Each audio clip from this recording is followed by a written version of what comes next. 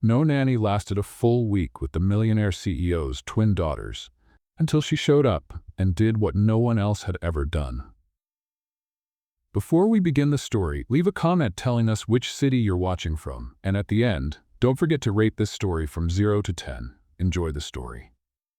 The $15,000 Ming vase flew across the room like a porcelain meteor, and it all started with a runaway drone, piloted by an 8-year-old girl with the face of an angel and the brain of an aerospace engineer. The glass-walled mansion in La Jolla woke up that Tuesday morning to the buzz of propellers and laughter echoing through the marble halls.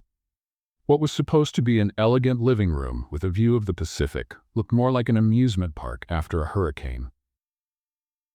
Olivia Cole adjusted her pink glasses and calculated the drone's trajectory in her head. Pure math. Applied physics. The problem was, she forgot to factor in the crystal chandelier. Technically, the crash was just a miscalculation of crosswind, she said, studying the vase shards scattered across the Italian floor. Her twin sister, Mia, came running in with a princess cape made from a bedsheet and glitter painted all over her face. She twirled 3 times and pointed dramatically at the broken pieces. It's contemporary art. The vase chose to fly. That was the moment the front door opened, like a human hurricane. Haley Brooks rushed in, slightly out of breath, wearing a white apron with a bright red heart stitched right in the middle. She looked as if she had just run a marathon, yet her green eyes sparkled with the kind of energy only truly brave people carry after a chaotic morning. She stepped on a toy board Mia had left in the hallway, and for a second it looked like she was going to crash onto the marble floor. But Haley Brooks was not the kind of woman who fell easily. She regained her balance with the grace of a dancer and smiled as if it had all been part of the show. "Sorry I'm late. Traffic on the Interstate 5 was more jammed than a bachelor's heart on Valentine's Day." Adrian Cole came down the stairs just then, immaculate in a gray suit that probably cost more than a used car. His hair was perfectly combed, his posture was pure CEO commanding empires, and his expression could have frozen the Pacific itself. His blue eyes scanned the room, a drone hanging from the chandelier like a high-tech ornament, porcelain shards everywhere, 2 girls covered in glitter, and a stranger wearing an apron that looked like a domestic superhero costume. "This is not a daycare," he said, with the sharp tone of someone used to being obeyed. Haley stared back at him without blinking. She crossed her arms, tilted her head, and smiled with a mix of challenge and humor. "Relax, CEO. This heart has survived worse and without health insurance." The silence that followed was so heavy even the drone stopped swinging. Adrian wasn't used to this kind of reply. Employees trembled in his presence. Previous nannies could barely form complete sentences. Yet this woman, with her superhero apron, was looking at him as if he were just another man who needed to learn some manners. "Daddy, she's funny." Mia clapped her hands, scattering more glitter across the room. "And technically competent," Olivia added, still focused on the drone. "She identified the structural flaw in our operation in under 30 seconds. Haley looked at the girls, then at the chaos around her. Without losing her composure, she walked to the center of the room and clapped twice. "All right, brave ones. Red heart code activated. Both of you, straight to the caring recharge point." She pointed to a soft rug near the window. "The what point?" Adrian frowned. "The caring recharge point. It's where restless hearts calm down to process the adventure." Haley winked at him. "Works on grumpy adults, too."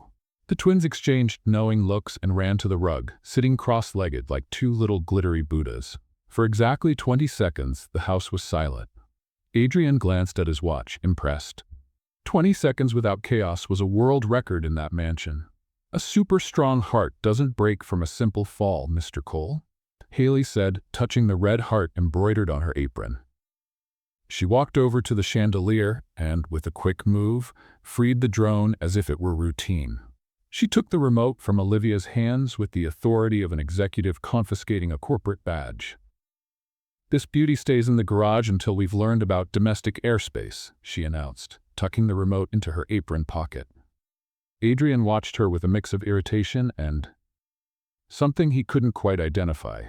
This woman had turned his office into a war zone and then restored order in less than 5 minutes. And on top of it all, she was smiling. "You won't last a week," he said, crossing his arms. Haley turned to face him, and for the first time since she arrived, her smile carried a dangerous spark. The kind of spark smart men should fear, but for some inexplicable reason, it made Adrian's heart race. "Then it will be the best week of your life, Mr. Cole." The click of the electronic lock echoed through the office like a sentence. The twins had just locked Adrian and Haley inside the mansion's home office, with its panoramic view of the Pacific and a tension sharp enough to cut glass. "Talk like adults," Mia shouted from the hallway, followed by Olivia's technical whisper. "Security system activated. Release in 60 minutes or peace agreement." Adrian went straight to the door with the urgency of a CEO used to controlling every variable. He typed in the smart lock code. Nothing. Tried the master override. The screen blinked. "Access denied, family mode activated." "Your 8-year-old daughter just hacked the home automation system," Haley observed, impressed. "She taught herself by watching YouTube tutorials." Adrian sighed, defeated by his own genetics. "Among other things that make me both proud and terrified." Silence settled between them like a third presence in the room. Outside, the waves crashed against the La Jolla cliffs in a hypnotic rhythm. Inside, two completely different worlds were trapped in a room lined with books and wounded pride. Haley walked to the window, gazing at the endless blue. Adrian couldn't help noticing that her hands trembled slightly. Nervous, or something deeper? "So," she said, turning to face him, "are we doing this the easy way or the twins' way?" "Work, metrics, and security. That's how you save a family," Adrian declared, slipping into boardroom mode. "Structured routines, optimized schedules, measurable results." "Wow." Haley blinked slowly. "You just turned your daughters into a quarterly report." "It works." "For whom? For them? Or for your guilty conscience?" The question hit Adrian like a punch to the stomach. He stepped closer, and for the first time since they met, she saw something beyond the CEO mask. A vulnerable glimmer in his blue eyes when he spoke about the girls. "Without affection, you're just managing an empty building," Haley continued, touching the embroidered heart on her apron. "Children need connection, routines with warmth, structure that embraces, not suffocates." "And what if affection hurts?" Adrian's voice came out lower than he intended. "When you get attached and lose everything at once?" For a moment, the room was so silent you could hear your own heartbeat. Haley stepped closer, and Adrian noticed she smelled like vanilla and courage. "That's when you learn some risks are worth it," she whispered. The temperature in the room rose 10 degrees. Adrian felt something he hadn't in years, the dangerous urge to trust someone. But CEOs don't survive by being vulnerable. "No attachments," he said, regaining his rigid posture. "No romance here. That's a non-negotiable rule." Haley laughed. It wasn't sarcastic or disrespectful. It was the kind of laugh brave women give when powerful men try to impose rules on the heart. "Your suit may cost millions, Mr. Cole, but the heart has no price." At that moment, a folded piece of paper slid under the door. Then another. And another. Adrian bent down to pick up the notes. Crayon drawings showed two stick figures hugging with hearts floating around them. At the bottom, Mia's careful handwriting read, "Mandatory hug for stubborn adults." The next drawing was more technical, Olivia's style. A detailed flowchart with arrows pointing to reconciliation and chocolate cookies as the final outcome. "Your daughters are professional mediators," Haley commented, trying not to smile. "They're emotional terrorists," Adrian muttered, but there was affection in his voice. More papers slid through the crack, a sequence of pictograms showing the two of them talking, smiling, and finally shaking hands. The last picture showed the whole family together, with a giant sun shining overhead. Adrian looked at Haley. She looked back. The air between them was charged with electricity and dangerous possibilities. "They have a point," Haley murmured, taking another step toward him. "They're kids. They don't understand adult complications. Or maybe they understand better than the adults." Adrian was now close enough to count the freckles on her nose. Close enough to notice that her green eyes had tiny golden flecks. Close enough to do something monumentally foolish. Olivia, pretending to be the intercom, announced, "Release in 10 seconds. Then she added, laughing, "We expect measurable emotional progress." "You look like a couple," Mia shouted, her voice echoing through the entire mansion. Adrian and Haley pulled apart as if struck by an electric shock. The silence that followed was so awkward that not even the sound of the Pacific waves could break the tension. The door opened with a soft click, but neither of them moved. 3 nannies in 5 days. The previous record in the Cole mansion had officially been broken, and not in a good way. Adrian stared at the minimalist kitchen like a defeated general surveying a battlefield. The marble table was occupied by a very peculiar advisory board. 5 dolls lined up like jurors, each with a different painted expression crafted by the twins. "I admit," he said, adjusting his tie with wounded pride, "that we may need to rethink our hiring strategy." Trevor Cole entered the kitchen at that moment, wearing his flawless suit and that smile that mixed beloved cousin with calculating CFO. Perfectly combed hair, designer glasses, and the posture of someone who always has a plan B. "Cousin, I warned you, those traditional agencies don't work anymore." Trevor pulled out a chair and sat as if he owned the place. "I have contacts at a discreet firm in Beverly Hills. They know how to handle special situations." Haley appeared at the kitchen door with the twins clinging to her like human koalas. Mia hung from her right arm, while Olivia examined the embroidery on her apron with a toy magnifying glass. "Special situations?" Haley repeated, raising an eyebrow. "Like 2 brilliant girls who need affection instead of an instruction manual?" Trevor looked her over as if assessing a risky investment. "No offense, but you lasted exactly 47 minutes. Not exactly an impressive resume." "Technically," Olivia interrupted, "it was 49 minutes and 32 seconds. And she solved the drone crisis without civilian casualties. And she made Daddy smile," Mia added dramatically. "That counts for extra points in the family evaluation system." Haley gently freed herself from the girls and walked over to the dolls' table. She pulled out a chair and sat as if ready to preside over a board meeting. "All right, counselors," she said, addressing the dolls with full seriousness. "Let's discuss the terms of the agreement." Adrian blinked, confused. "What agreement?" "The agreement for me to stay." Haley picked up the most colorful doll and placed it in front of her. "Counselor Glitter here suggests a few non-negotiable conditions." Trevor laughed, but Adrian was genuinely curious. There was something in her posture that blended playfulness with professional determination.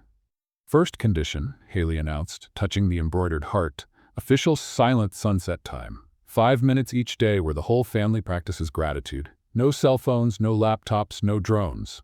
"Impossible," Adrian said immediately. "I have international calls that—" "Second condition," she continued, ignoring the interruption, "the caring recharge point becomes official house policy. When tempers rise, everyone sits on the rug until they calm down." "That includes stubborn adults," Mia whispered to Olivia, loud enough for all to hear. "Third condition." Haley held the doll like a microphone. "Bedtime stories with the heart apron. The girls choose the theme. I invent the adventure." Trevor rolled his eyes. "This is ridiculous. Adrian, you run a tech company, not a summer camp." But Adrian was watching his daughters. Olivia had stopped pretending to examine the apron and was looking at him with thinly veiled hope. Mia bit her lip, waiting for his response as if her life depended on it. "And what about my conditions?" he asked, regaining his CEO stance. "Go ahead, boss." Haley crossed her arms, smiling. "But Counselor Glitter has the final say. Daily reports on the girls' progress like no visits after 8 p.m. and," he paused for dramatic effect, "a total ban on emotional involvement between employee and employer." The silence that followed was broken by Olivia's whisper. "He's talking about romance, isn't he?" "Definitely," Mia confirmed. "Adults are so obvious." Haley stood and extended her hand to Adrian with a smile that mixed challenge and amusement. "This heart doesn't surrender, not even to grumpy CEOs." Adrian hesitated for a moment before shaking her hand. The touch lasted 3 seconds longer than necessary, and Trevor didn't miss a single detail. "You have no idea what we've already lost," Adrian murmured, low enough so the girls wouldn't hear. "Then maybe it's time to find out what you can still gain," Haley replied, keeping her eyes on his. "Deal closed," the twins shouted at the same time. Mia grabbed a toy stamp and started marking the dolls as if they were official documents. "With the enchanted heart, we sign," she declared, slamming the stamp on the table with the solemnity of a judge. Trevor watched everything from his corner. and Adrian didn't like the calculating look he saw in his cousin's eyes. There was something there that mixed professional jealousy with something far more dangerous. "Well," Trevor said, standing up with a smile that never reached his eyes, "let the show begin." 2 camping tents in the backyard of a $15 million mansion. If that wasn't the definition of breaking protocols, Adrian didn't know what was. The golden sunset over the Pacific turned the perfectly trimmed lawn into an open-air movie screen. Colorful lanterns hanging between the palm trees created an atmosphere that blended a scout camp with a luxury resort. Haley had transformed the space into something she called the heart training camp. For Olivia, she set up a logistics station with maps, a compass, and a clipboard to coordinate operations. For Mia, she created an improvised stage with colorful fabrics and a playlist of dramatic songs. "Mission number 1, Haley announced, checking a handwritten script. Olivia coordinates the transport of supplies to the base camp. Mia dramatizes the arrival of the brave explorers. Adrian watched everything from the glass veranda, trying to maintain his skeptical CEO posture. But there was something hypnotic in the way Haley managed to get his daughters to work as a team without yelling, without threats, without bribery. Olivia was in her element, running the operation like a young general. "Mia, you need to carry the pink backpack to Tent Alpha. I calculated it's exactly 17 steps if you walk in a straight line." "But a straight line isn't dramatic," Mia protested, spinning with her arms wide. "Brave explorers make epic curves." "Epic curves increase the distance by 12%, Olivia replied, adjusting her glasses. 12% more adventure." Mia skipped off in a zigzag, turning a simple task into a theatrical performance. Adrian found himself smiling. He tried to hide it, but the smile insisted on appearing at the corner of his mouth. "It's working," he murmured to himself, impressed. When night fell, Haley lit an emergency electric campfire and gathered the girls in a circle. The moment Adrian feared most had arrived. Story time. "Once upon a time," Haley began, touching the heart embroidered on her apron, "there was a super heart that lived in a faraway land where families sometimes forgot how to connect." Mia snuggled closer, mesmerized. Olivia tried to pretend she was analyzing the storytelling technique, but Adrian could see she was equally involved. "The super heart had a very special power," Haley continued, her voice taking on a magical tone. "It shone brighter when the people it loved were at peace, but when there were fights, jealousy, or fear, it grew weak and needed to be recharged." "How did it recharge?" Olivia asked, genuinely curious. "With moments like this." Haley looked at each of the girls. "Hearts together shine brighter. It's pure science." Adrian found himself moving closer without realizing it, drawn to the story like a magnet. He stopped just a few feet from the circle, hidden in the shadow of the palm trees. The super heart discovered that the most powerful magic didn't come from spells or potions, Haley said, lowering her voice to a whisper, but from people brave enough to let love in. "Even when it was scary?" Mia asked. "Especially when it was scary." The twins began to yawn. The combination of outdoor adventure, the warm firelight, and Haley's melodic voice was working. Within 15 minutes, they were both asleep like angels, each in her own tent. For the first time in months, the Cole mansion was completely silent. No shouting, no running, no drone noise. Just the soft sound of the waves and the crackle of the electric campfire. Adrian stepped out of the shadows, impressed. Haley was quietly putting away the scattered toys with the silent efficiency of someone who truly knew how to handle children. "How did you do that?" he asked softly, so as not to wake the girls. "Do what?" "They're asleep. At the same time. No bargaining, no drama, no emotional blackmail." Haley laughed softly. The brave lantern helped. She showed him a toothbrush with an LED light that she had left glowing inside each tent. "To scare away the monsters in the closet. Technically, it's a scientific solution to a psychological problem." Adrian shook his head in amazement. This woman had turned toothbrushes into magic swords and his daughters into cooperative explorers. And the most remarkable part, she made it all seem effortless. "Today was calm," he admitted, pulling out his phone to reply to a message from Trevor. As he typed, he didn't notice that Mia had woken up for a second and was filming through the opening of the tent. The genuine smile on her father's face was captured in high definition. The next day, she would show the video to Olivia with the solemnity of someone who had just discovered a new species. Dad's first smile in years. Scientific evidence that Haley has magical powers. But at that moment, Adrian was simply there, watching Haley fold the lanterns carefully, unaware that his daughter had recorded something he thought he had lost forever: the ability to be happy. The Sunday brunch at the Pendry Hotel should have been a peaceful social event. Should have been. But when Margaret Cole decided to make an appearance, peace became a word erased from the dictionary. The family matriarch appeared on the seaside terrace like a queen inspecting conquered lands. Silver hair, perfectly styled, Italian linen dress, and that posture that could make waiters tremble with just one glance. Adrian was sitting at a table with a view of the Pacific, trying to enjoy a rare moment of peace with the twins and Haley. Mia was drawing princesses on paper napkins, Olivia was calculating the speed of the waves, and Haley, well, Haley was just being herself, wearing a red heart apron over a simple dress.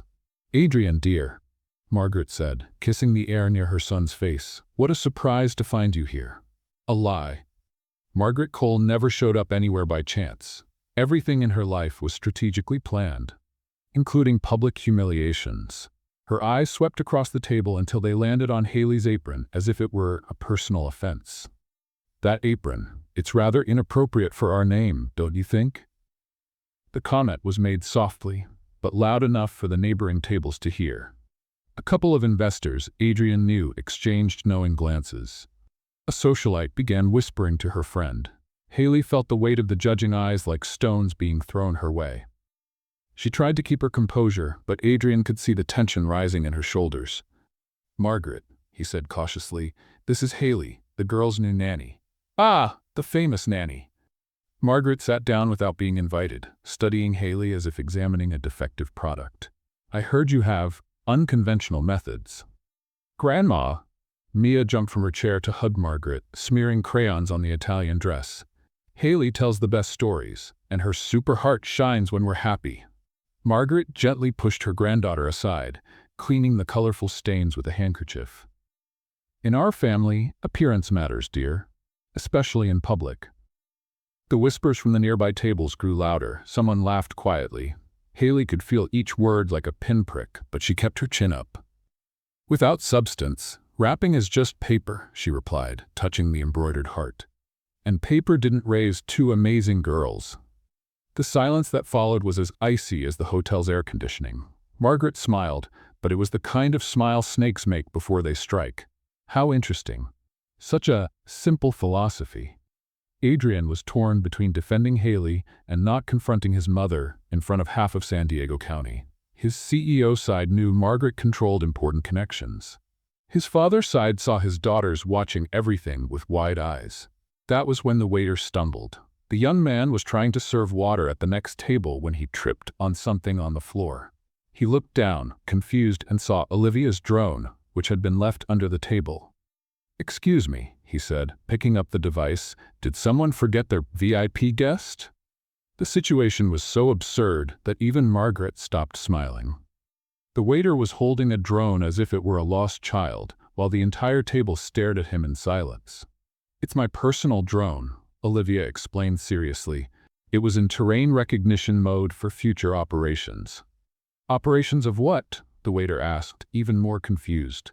"Family peace missions," Mia replied dramatically. "We're secret agents of love." At that moment, the two girls stood up and ran to the bathroom. They came back 5 minutes later wearing crowns made of aluminum foil they had improvised with supplies from the first aid kit.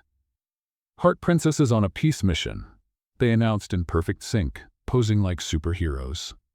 The entire terrace stopped to watch the scene. Two 8-year-old girls wearing aluminum foil crowns and radiant smiles, defending their nanny like little warriors. Margaret turned red, not with anger, but with embarrassment. For the first time in her life, she had been outdone by 2 children armed with aluminum foil and courage. "You can laugh at our apron," Haley said, standing tall with dignity, "but it's this heart that keeps this house standing and these girls whole." She held the twins' hands and walked toward the exit, leaving behind a table full of wealthy people and a stunned grandmother. Adrian stood there, torn between running after them and facing his mother's piercing stare. By the time he finally decided to get up, it was too late. Outside in the parking lot, he caught a glimpse of Haley helping the girls into the car. Even from a distance, he could see she was holding back tears, her face turned away so the twins wouldn't notice. And for the first time in his life, Adrian Cole felt like the biggest coward in California. 2 hours after the disaster at the hotel, Adrian found Haley walking alone on the La Jolla Shores boardwalk. The night wind played with her hair, and the city lights created a backdrop that looked like something out of a romantic film. But romance was exactly what they were supposed to be avoiding. "The girls are asleep," he said, approaching slowly. "They asked about you 20 times before they finally agreed to sleep." Haley didn't turn around. She kept her eyes on the ocean, arms wrapped around herself as if protecting from the cold or from the sting of fresh humiliation. "They're incredible," she murmured. "Aluminum foil crowns to defend a nanny in a ridiculous apron. Who does that?" "Girls who know courage when they see it," Adrian answered, stopping beside her. "You stood strong for them." "I failed." Now she turned to face him. Even in the dark he could see her eyes were red, though no tears fell. Haley Brooks was not the kind of woman who cried in front of others. "You're their father, not the bodyguard of a misfit nanny." "You're not a misfit." Adrian took a step closer, and something in his voice made Haley's heart race. "You're the first person in years who can make my daughters truly smile." The silence that followed was filled only by the sound of waves and the electric tension growing between them. Haley touched the red heart stitched on her apron the way she always did when she was nervous. "Why are you so afraid?" she asked softly. "Afraid of what?" "Of getting attached. Of trusting. Of letting someone in." Adrian drew in a deep breath. Her question struck something he had buried long ago, something even expensive therapists couldn't uncover. "Because when you let yourself get attached and lose everything at once," he said, staring at the horizon, "you're left with a hole no amount of financial success can ever fill." Haley stepped closer to him. Now they were so near she could smell the mix of his expensive cologne with something that was purely Adrian. "What if this time is different?" she whispered. "Haley, what if this time it's someone who stays?" Adrian looked into her eyes and saw something that scared him more than any boardroom full of investors. Genuine hope. The kind of hope only brave people carry after being hurt. They leaned toward each other like magnets. His face lowering, hers lifting. For 1 second, the whole world seemed to stop. That was when the twins' electric scooter zoomed between them like a pink missile. "Night recon operation," shouted Olivia, steering the vehicle with the precision of a race car driver. "Romantic mission detected," added Mia, riding in the back with a flashlight, shining it on them like an improvised spotlight. Adrian and Haley quickly stepped apart, laughing despite their embarrassment. The girls made a perfect turn and stopped right in front of them, proud of their spying mission. "You should be in bed," Adrian said, trying to regain his fatherly authority. "Technically, we're doing field research," explained Olivia, "on adult behavior in romantic environments." "And on almost kisses," added Mia dramatically. "For future theater scripts." Haley laughed, and the sound was so genuine that Adrian felt something melting inside his chest. She bent down to meet the girls at eye level. "Researchers, your mission now is to return to bed. The lab closes at midnight." "But the experiment was just getting interesting," Mia protested. "The best experiments always have a continuation," Haley winked. "Tomorrow you can continue your field research." The twins exchanged conspiratorial looks and agreed to return, but not without whispering something that made Adrian swallow hard. "Daddy, you're red," Olivia observed, the scientist. "It's a chemical reaction," Mia diagnosed. "Love in the lab." After they disappeared toward the house, Adrian and Haley were alone again. But now the moment was broken, replaced by a shared smile and a sharp awareness of what had almost happened. "Don't look at me like that," Haley said, laughing but serious at the same time. "Like what?" "Like that, the way that makes my heart lose control, and your rule goes straight into the sea." Adrian tried to step closer again, but he slipped on the soft sand and almost fell flat on his face. Haley caught him by the arm, and for a second they were pressed together, laughing at the situation. "I shouldn't fall in love with you," he murmured, regaining his balance. but not moving away. "Too late for shouldn't, Mr. Cole," she whispered back. The moment was perfect. The moon, the sea, the incredible woman in his arms. Adrian leaned in again, and Haley pulled away. "So we don't ruin it," she whispered, touching the embroidered heart one last time before walking toward the house. Adrian stayed there on the sand, alone, watching her leave, and wondering if it was possible to die of romantic frustration. The Cole Industries boardroom had never witnessed such an elegant sabotage. Trevor Cole adjusted the slides of his presentation with the precision of a surgeon and the coldness of a corporate assassin. The investors sat around the glass table like jurors ready to decide the fate of an empire. Numbers flashed on the screens, graphs rose and fell, and the company's future depended on a vote scheduled for 2 hours later. "As you can see," Trevor said, pointing to a photo of Haley laughing with Adrian on the boardwalk, "our CEO's personal situation is compromising his professional judgment." The photo had been carefully cropped. It didn't show the twins on their scooters or the context of the conversation. Just two adults, suspiciously close, on a romantic beach. "She appeared out of nowhere," Trevor continued, clicking to the next slide. "No solid references, no verifiable background. And within days, she gained full access to the family and influence over key decisions." Margaret Cole watched from the head of the table, impassive as a Chanel sphinx. There was something calculated in the way she didn't contradict her nephew. "What exactly are you suggesting, Trevor?" asked one of the investors, a 60-year-old man who looked like he had seen every type of corporate scheme. "That perhaps we need to consider a change in leadership. Temporary, of course." It was at that moment the boardroom doors burst open. Two little pirates stormed the meeting like a hurricane of imagination and determination. Mia wore a tricorn hat made of newspaper and a cardboard sword. Olivia had improvised a treasure map with technical directions scribbled on sticky notes. "Ahoy, crew!" Mia shouted, climbing onto a chair. "The pirates of education have come to save the day." The investors were stunned. Margaret nearly choked on her coffee. Trevor felt the blood drain from his face. "Girls," Adrian said, trying to keep his composure, "you should be in school. Pirate presentation day." Olivia explained, checking her notes. "Our project is about teamwork, and we detected a lack of cooperation in this room." Haley appeared at the door, breathless and visibly mortified. "I'm so sorry. They ran away from school and came straight here. I tried." "Don't apologize," Mia interrupted, dramatic. "It's time for the pirate mission of trust." Before anyone could protest, the twins began handing out paper and pens to the bewildered investors. "Each crew member," Olivia announced, "will identify the treasures of our company and the storms we need to face." "This is ridiculous," Trevor muttered, but his voice was drowned out by the genuine interest beginning to show on the investors' faces. Haley realized she could turn this disaster into something useful. She stepped up to the table with that confidence only truly brave people can keep under pressure. "Different perspectives can reveal opportunities," she said, looking straight at Trevor. "Different can be good. Even pirates know that." The oldest investor chuckled and picked up a pen. "Why not? I've seen worse strategies in official boardrooms." Within 15 minutes, the room was transformed. Serious investors were discussing treasures like technological innovation and customer loyalty, while mapping storms like international competition and regulatory changes. A grumpy old man ended up wearing a paper eye patch Mia had improvised and was genuinely excited as he explained his views on corporate sustainability. "This is brilliant," admitted one investor. "A creative visualization of complex problems. Why hasn't anyone thought of this before?" Trevor watched everything with a smile that never reached his eyes.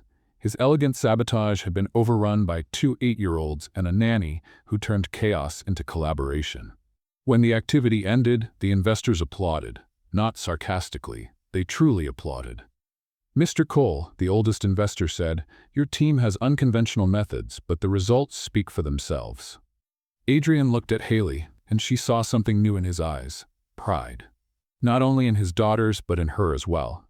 "Sometimes the unconventional is exactly what we need," he replied, and Trevor felt the control of the situation slipping through his fingers. After everyone left, Trevor stayed alone in the room, staring at the colorful papers spread across the table. He picked up his phone and dialed a number he knew by heart. "Prepare the file," he said quietly. "If his mother won't act, I will." On the other end, a woman's voice confirmed. "Understood. What kind of evidence do you need?" Trevor smiled, but this time the smile reached his eyes, and it was not pleasant to see, the kind that destroys reputations. The silence in the Cole mansion was heavy. For the first time in weeks, there were no laughs echoing through the halls, no drone buzzing, no background music from the twins' adventures. The toys were stored with military precision, the tents in the backyard dismantled. Even the carrying recharge point was empty, like a stage after the show had ended. Adrian stared at the brown envelope Margaret had left on his desk as if it were a bomb about to explode. Inside were edited photographs, altered text messages, and a detailed report painting Haley as a calculating opportunist. "Protect our name," Margaret had said before leaving. "Before it's too late." The file was a masterpiece of manipulation. Innocent conversations turned into proof of financial interest.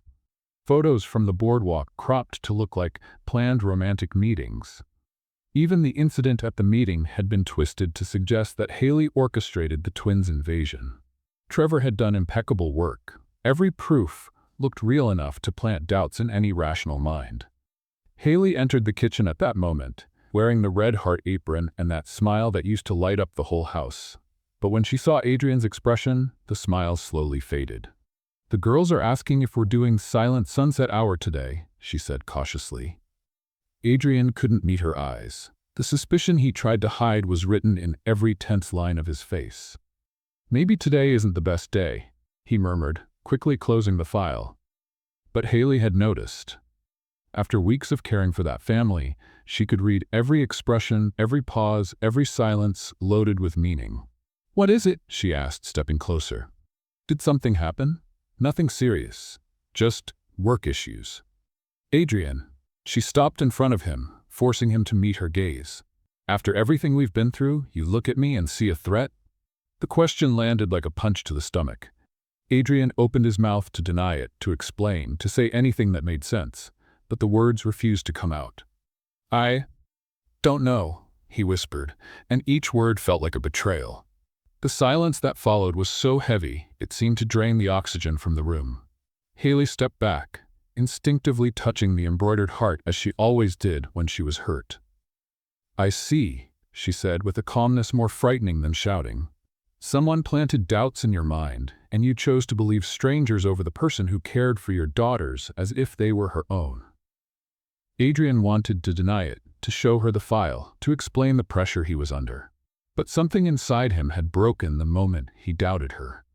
Haley walked to the kitchen counter and began untying the apron with slow, deliberate movements. Each gesture was a silent goodbye. "My heart is strong," she said, folding the fabric with the same care she used when putting away the twins' precious things. "But it cannot survive distrust." She laid the apron on the marble, as if leaving a resignation letter. The red embroidered heart looked smaller now, as if it had lost some of its magic. "If you don't trust me, I can't stay." That was the moment the crying began.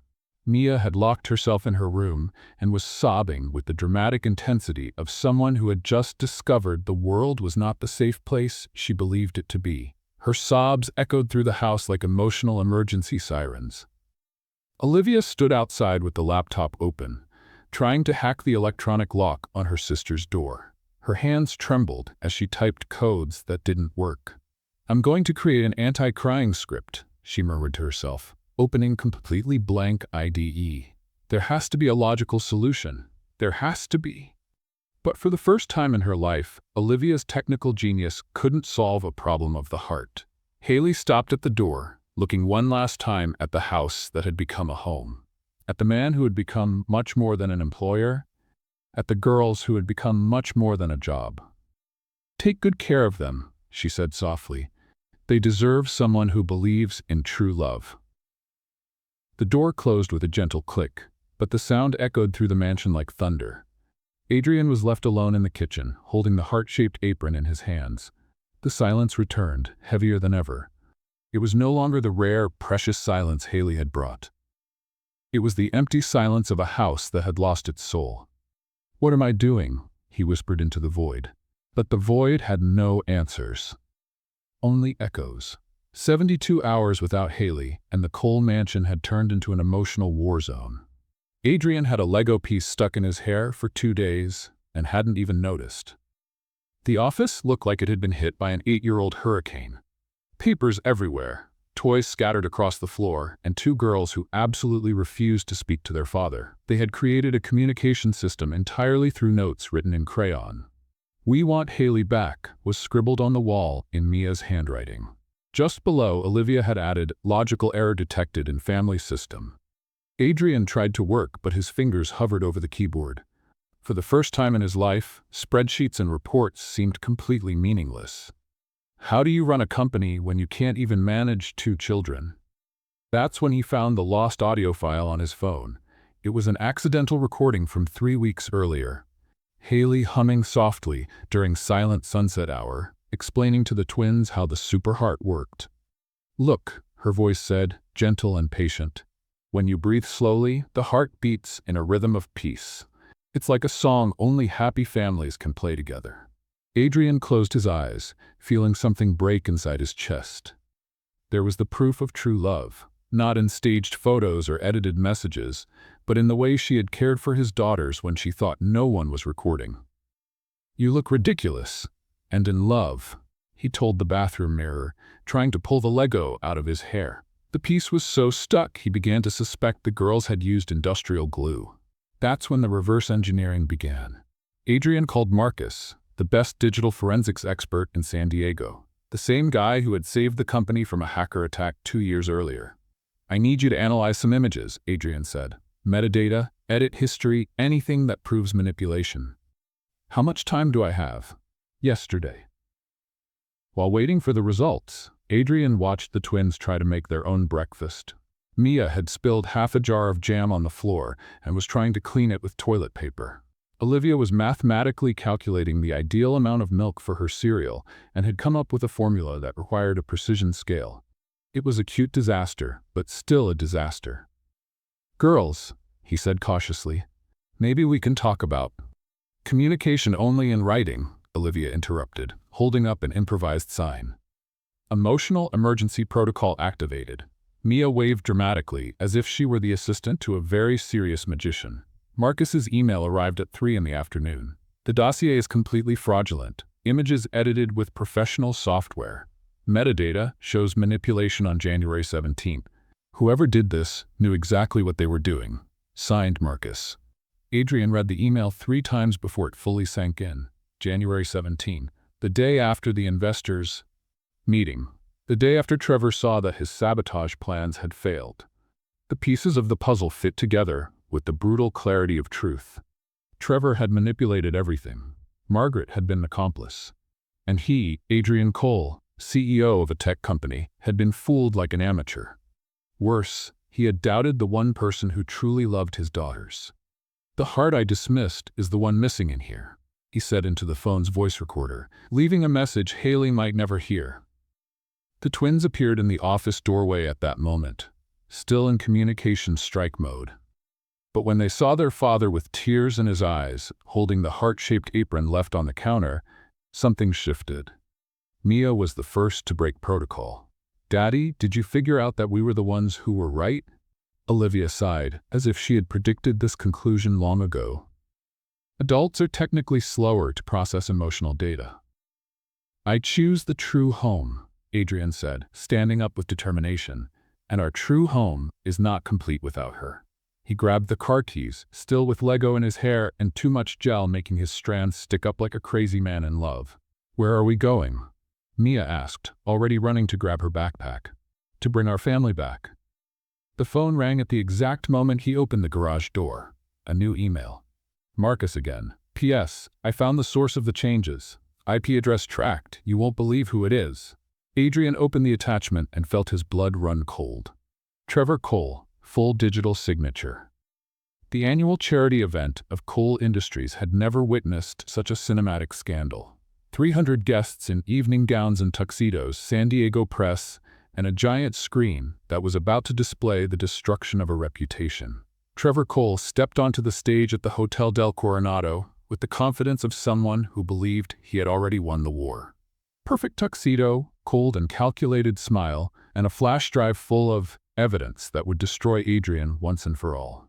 "Dear investors and friends," he began, his voice echoing through the elegant hall, "sometimes difficult decisions must be made to protect what we have built." Margaret Cole watched from the front row, dressed like an ice queen in black Armani. Her eyes gleamed with the satisfaction of someone about to see a perfect plan come true. "Unfortunately," Trevor continued, clicking to the first slide, "my cousin allowed personal interests to compromise his ability to lead." The photo of Adrian and Haley on the boardwalk appeared on the screen, cropped and edited to suggest calculated intimacy.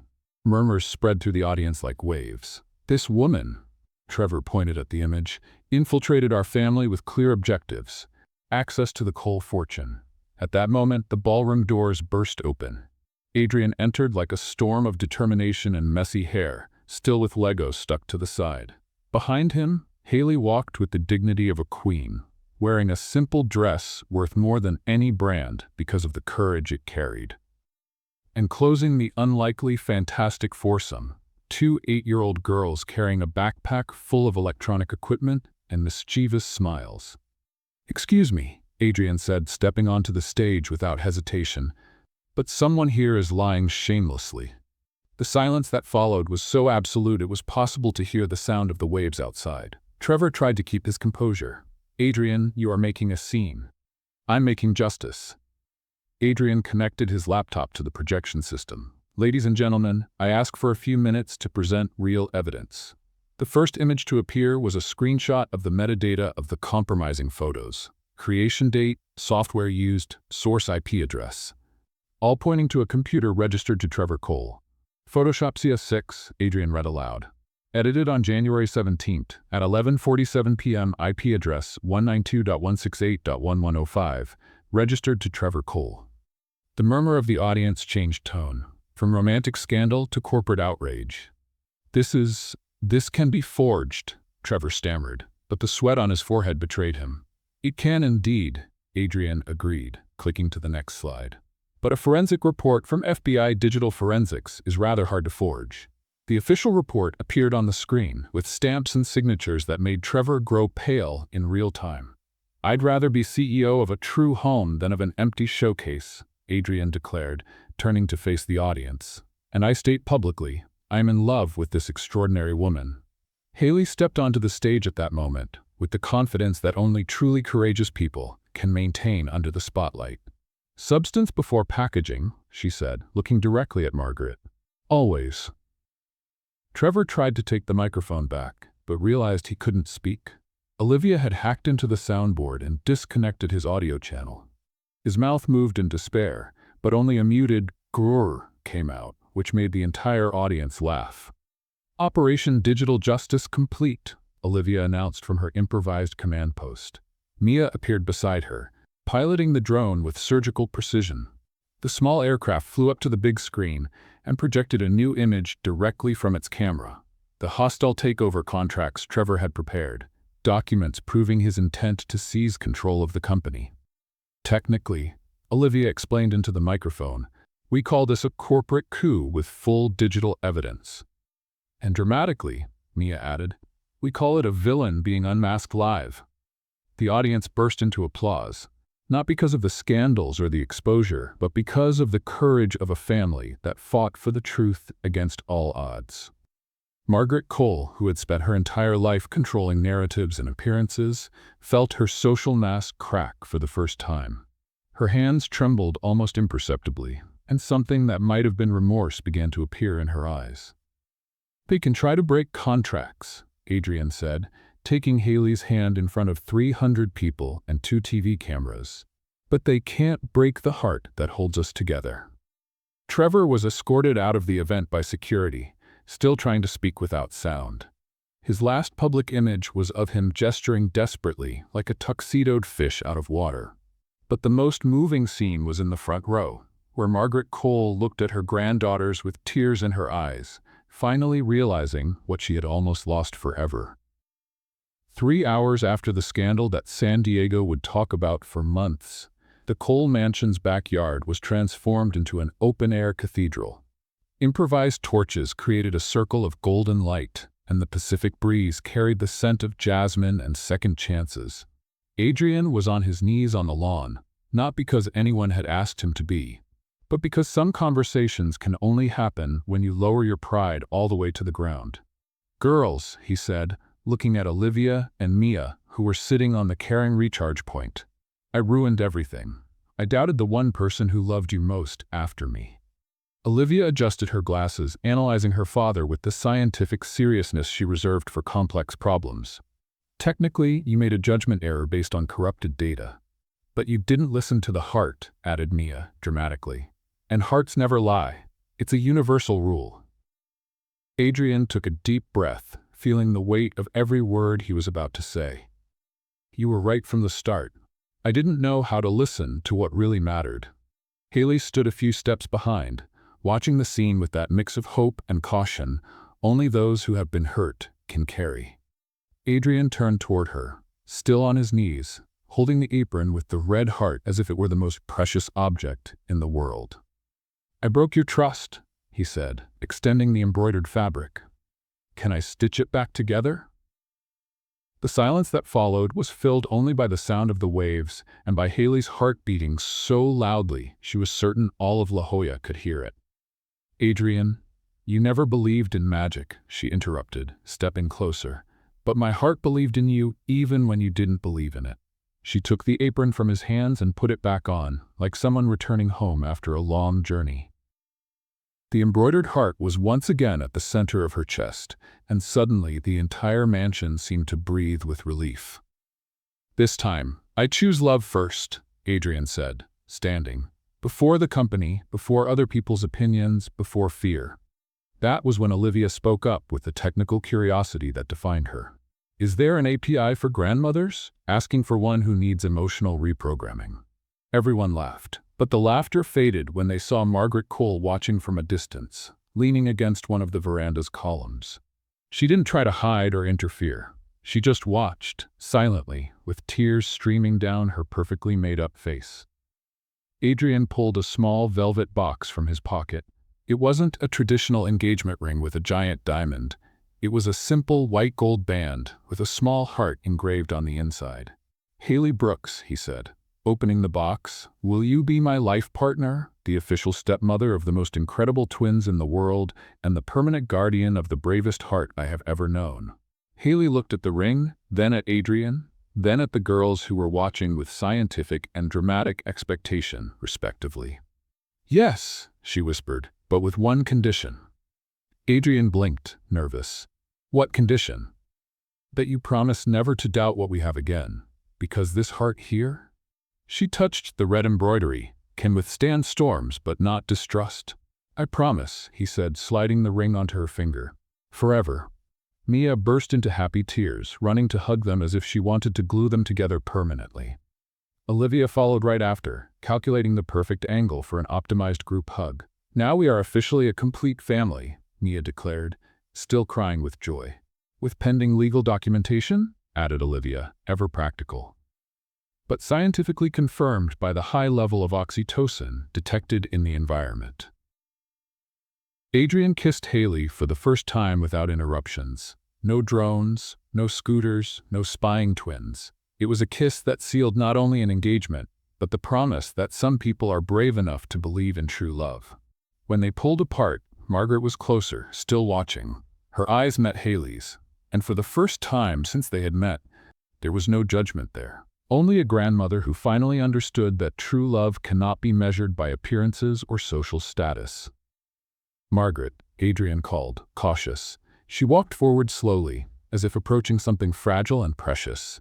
She stopped in front of Haley and, to everyone's surprise, gently touched the embroidered heart on her apron. "This heart," she said, her voice trembling, "is more powerful than I ever imagined." And then, to the complete shock of the twins, Margaret Cole did something no one had seen her do in decades. She hugged her granddaughters with genuine emotion, whispering an apology that had come years late, but still at exactly the right time. 6 months later, the Cole mansion hosted the most improvised and genuine wedding La Jolla had ever seen. Forget expensive flowers and professional decorators. Two 8-year-old girls had taken full control of the ceremony. The backyard was transformed into a work of art made of love and crepe paper. Olivia had mathematically calculated the perfect path for the bride's entrance, creating a colorful carpet that zigzagged across the lawn like a geometric rainbow. She had spent weeks developing what she called the marital happiness algorithm, including angles of sunlight, wind direction, and even the perfect acoustics for the vows. "Welcome to the Minutes of Love," she announced, consulting a 15-page script written entirely in computer code. Ceremony starts at 5:32 p.m., estimated duration, infinite joy. Mia appeared dressed as a mix of bridesmaid and theater director, carrying a magic wand made of aluminum foil and garden flowers. She had rehearsed every dramatic move, including a small presentation called The Evolution of True Love in 3 acts. "Let the official magic of the heart begin," she declared, spinning 3 times and pointing the wand toward the sky. Adrian stood barefoot on the grass, wearing a suit that had cost a fortune, but with flip-flops, because the twins had decided formal shoes blocked the connection with the earth and with feelings. He held a small card with his handwritten vows, nervous like a teenager on a first date. Haley appeared wearing the red heart apron over a simple white dress. It wasn't traditional, but it was perfectly her. Authentic, brave, and absolutely radiant. The apron had been washed and ironed with such care that the red embroidery seemed to glow under the golden sunset light. "Our home isn't perfect," Adrian said when she reached his side. "It's real." "And sparkling, with glitter," added Margaret, sitting in the first row with tears of joy running through her flawless makeup. The justice of the peace was a kind man who had agreed to hold the ceremony in the backyard after the twins scientifically explained why outdoor weddings had 98% more chances of lasting happiness. He smiled as he watched that unique family, having witnessed hundreds of weddings but never one so genuinely moving. "Adrian Cole, do you take Haley as your life partner, co-CEO of the family heart, and official guardian of the twins' adventures?" "I do," Adrian said, his voice trembling. "And I promise never again to doubt the magic of true love. I promise to listen to my heart before my head and to trust in what we've built together." "Haley Brooks, do you take Adrian as your husband, partner in storms and treasures, and accomplice in educational mischief?" Haley looked at the man she had learned to trust again, at the girls who had taught her that family is chosen with the heart, and at Margaret, who finally understood that appearances cannot hold a home together. "I do," she said, touching the embroidered heart, "and I promise this heart will always choose you first. In every storm and in every treasure." That was when Olivia activated the drone with surgical precision. The small aircraft flew over the couple and released biodegradable confetti at the exact moment of the kiss. She had programmed the timing with a stopwatch, making sure the golden rain matched perfectly with the most important moment.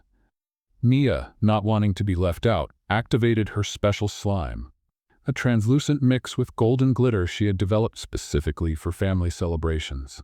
The result was a shower of sparkle that made everyone laugh instead of complain. "Now you are officially sealed in glitter," she declared, proud of her own creation. The party that followed was a perfect mix of elegance and controlled chaos. The investors who had witnessed the scandal at the hotel months before were now dancing barefoot on the lawn, completely enchanted by this extraordinary family. Dr. Peterson, CEO of the largest tech company in San Diego, was having a serious conversation with Olivia about artificial intelligence algorithms while eating chocolate cake. During the party, one special guest drew attention. Trevor Cole was in the back of the yard serving drinks as part of his community service. His alternative sentence included 300 hours of social work, and he had chosen to work at family events to learn about true values. Ironically, he was doing an excellent job, having discovered a natural talent for hospitality. "Approved," the twins stamped on his evaluation form after testing his waiter skills. "Recommended for promotion in human values." Trevor smiled. For the first time in months, a genuine smile. "Thank you, bosses. I'm learning a lot about what really matters." It was during dinner that the most moving moment of the evening happened. Margaret stood up from the main table, asking for everyone's attention. She held a glass of champagne, but her hands trembled slightly. For a moment, everyone thought it would be a traditional toast. "I need to say something," she began, looking directly at Haley.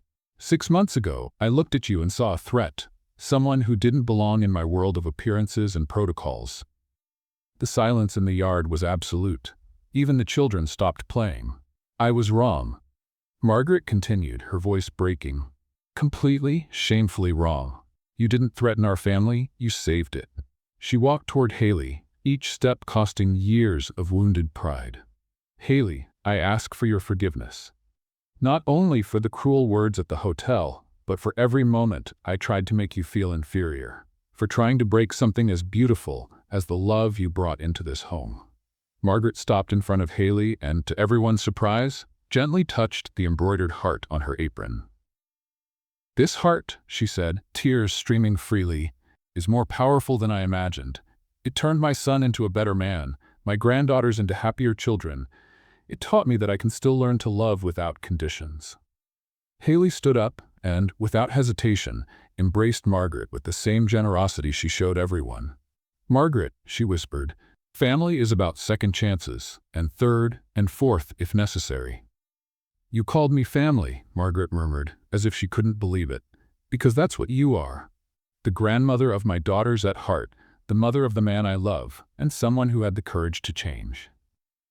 The embrace of the two women sealed a peace that had taken months to build, but would last forever. The most symbolic moment of the party happened when Mia brought a special surprise, the Ming vase that had broken on Haley's first day at the house. "The local artist and I made something special," Mia announced proudly. A kintsugi specialist had helped the girl rebuild the shards using golden resin. The process had taken weeks, each crack carefully filled with liquid gold. The result was even more beautiful than the original. Every golden line told a story of breaking and rebuilding. "Scars that shine tell better stories," said Haley, gently touching the golden veins running through the porcelain. "Like our family," agreed Adrian, hugging his wife and daughters. "Broken and rebuilt with love." "Stronger than before," added Margaret, joining the family hug for the first time. When the sun set over the Pacific, painting the La Jolla sky with shades of pink and gold, the party continued under the stars. Margaret danced barefoot for the first time in decades, laughing like a teenager as Mia taught her the dramatic waltz.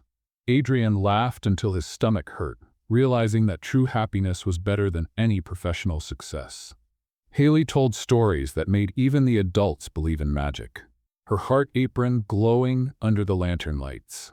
But the real ending was happening in a corner of the yard, where Olivia and Mia worked together on the laptop, planning future adventures. "Version 2.0 of the Superheart is almost ready," Olivia murmured, typing codes that mixed real programming with childhood dreams. "Now it includes a family redemption module and an anti-distrust algorithm." "What kind of adventures will she have?" asked Mia, drawing princesses in the margins of the code. "All the ones a brave family can imagine," Olivia replied, saving the file. "Ready for future adventures? And this time, with emotional backups." The cursor blinked on the screen, waiting for the next story to begin. And somewhere between code and drawings, between technology and magic, a new adventure was being born. Because some families are special enough to turn any ending into a new beginning. What did you think about Haley Brooks, Olivia, Mia, and Adrian Cole? Leave your opinion in the comments. On a scale from 0 to 10, what score would you give this story? Don't forget to subscribe to the channel and activate the bell to receive more exciting stories like this. See you next time.